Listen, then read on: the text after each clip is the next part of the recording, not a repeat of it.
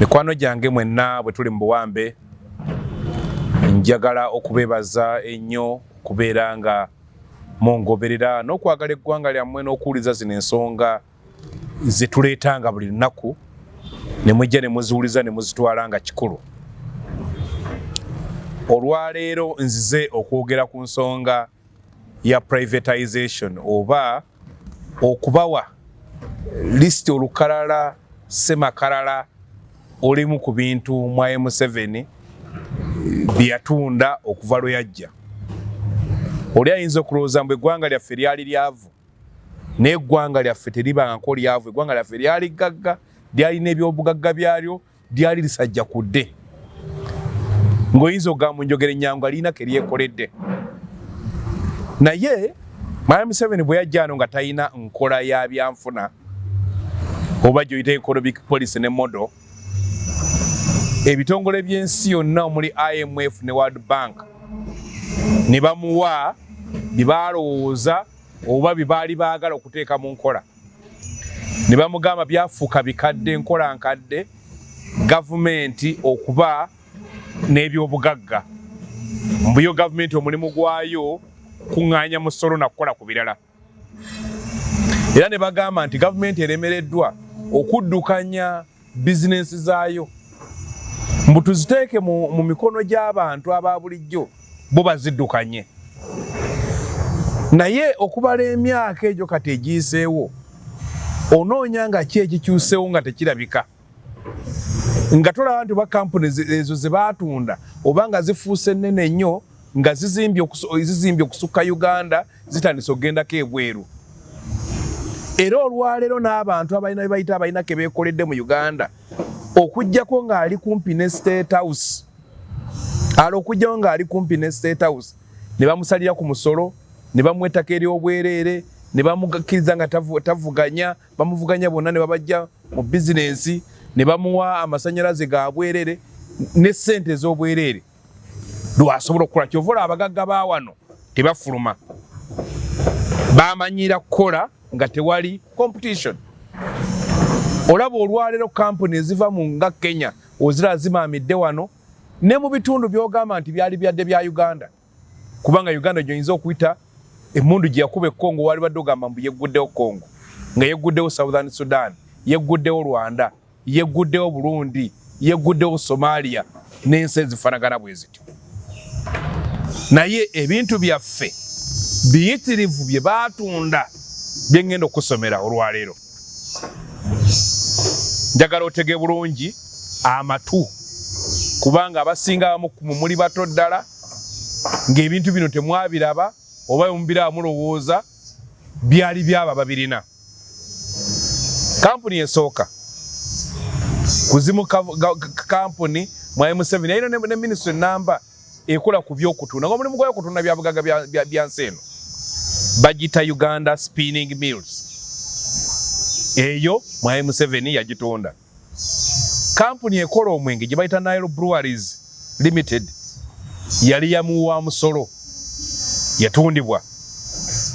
East African Distillers yatundibwa.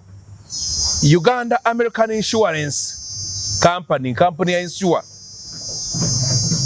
yatundibwa. Shell Uganda Limited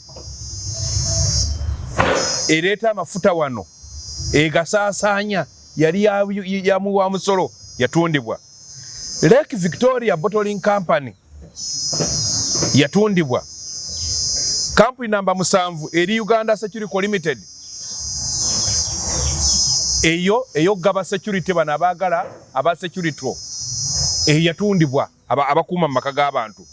Uganda Tea Corporation Limited yali ekwasaganya ensonga z'amajaani yatundibwa.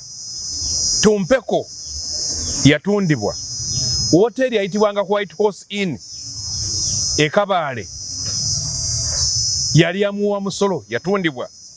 Blenders Limited yatundibwa. Hotel Margarita e Kasese yatundibwa. Mount Moroto Hotel e Karamoje Moroto yatundibwa. Rock Hotel yali yamuwa musolo, yatundibwa.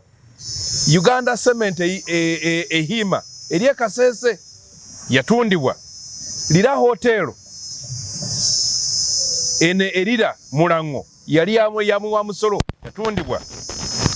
Soroti Hotel Eteso yali yamu wa Musoro yatundibwa. Hilltop Hotel yatundibwa. Uganda Fisheries yere kwasaganya ebyobuvubi mu Uganda. Olwalero muri obutolo ebyannyanja byali bisikwasaganya government ya Uganda nga ne sente ezivaamu mumanya mu sente ezifanagana bweziti zikole bino ng'olwalero ennuuni etundibwa. Ennuuni yokka esobola okutuzimbira amasomero mu Uganda n'esasula n'abasomesa ng'ebitu bijja mu nnuuni. Eyo kampuni era ebikwasaganya yatundibwa. Kampuni nambala 21 Mount Elgin Hotel Bale yali yamuwa Musoro yatundibwa. White Rhino Hotel yali yamuwa Musoro yatundibwa. Uganda Leather and Tanning yali ng'ekola engatta eby'amaliba yatundibwa. Uganda Meat Packers parking ennyama egisaako value namwe mugende mukale mwamusabira abagambe byakatale ezo kampuni wano zaaliwo waddala yatundibwa. Uganda Hardware Company yatundibwa. Winix Uganda Limited yatundibwa. Uganda Cement Industries Jolabe Tororo yali yamuwa Musoro yatundibwa. Mweya Safari Road okwasaganya ensonga z'abagenyi naddala abalambuzi yatundibwa. Kasese Uganda Motors Limited okwasaganya emmotoka ezijja muno empya government esobola okuzeta nga genza okusubulira government yatundibwa. Kampala Auto Center yali ya government yatundibwa. Uganda Hire Purchase Company yatundibwa. Hire Purchase gy'omanya nti osobola okugula ebintu mu mpolampola nga government ebireeta munansi n'asobola bifuna eri gy'otasobola kubijja n'ojja ng'osasulako mpolampola. Republic Motors yatundibwa. African Textiles Mills yali ekola ku by'engoye bino byalaza okuwulira ate simamba bayita kampuni kuva bayindi twagirina wano yatundibwa. Total Uganda Limited yatundibwa. Naitiro era nga nayo yali yakola ngoye zaali badde kati nga kampuni nene nnyo mu Uganda ne mu East Africa zatundibwa. Fresh Foods era ekwasaganya ne bino ebyoyinza okugamba ebibala biki okubikwasaganya okubitwala ebweru yatundibwa. Ajip Uganda Limited yali y'amafuta yatundibwa. Foods and Beverage yalinga egula ebintu ku bbeeyi entono n'ebiguza abakozi ba gavumenti ku bbeeyi tono okuba bafuna omusala mutono baleme kubeera nga batunda nga babba ensibi y'omusolo kubanga bavuganya n'abafuna sente nyingi.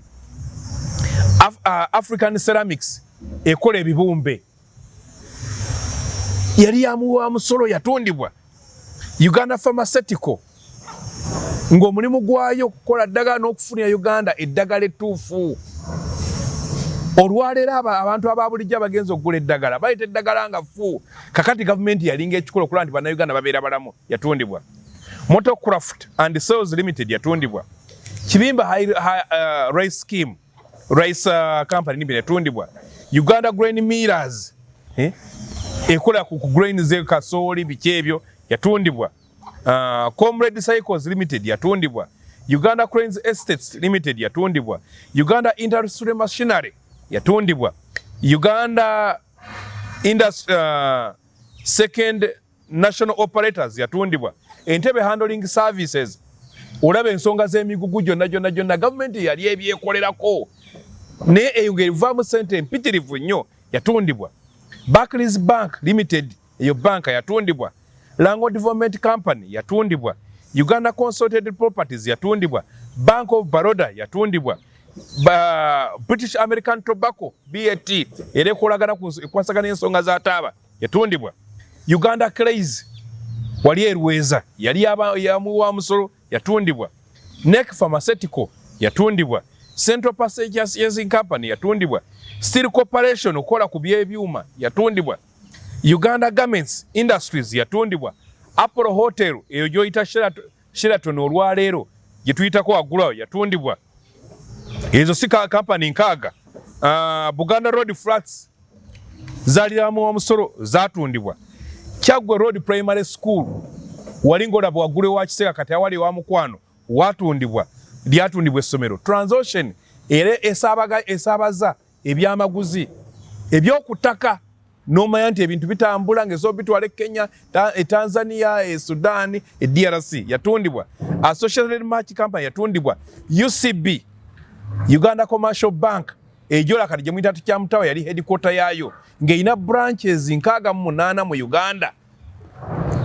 Banka ya Uganda yatundibwa. Rwenzori Highlands Tea yatundibwa. Uganda Electricity Generation Company okubanga amasanyalaze ffe tugejje mu mabibiro yatundibwa. Nairo Hotel ero gye muyita Serena ne International Conference Center kati Uganda bwe bayina olukiiko erina kupangisa lupangise yatundibwa. Nairo Hotel Gundi International Conference Center yazimbibwa amini nga tugenda kukyaza OAU mu mwaka gwa 77.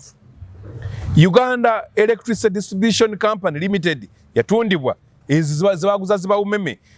DFCU Bank, New Vision, National Insurance Company, Uganda Railway Company yatundibwa kyova tetukyalina na gaali za mukka kati bali mukolayo kano kemula bakagenda wali wano enamanve.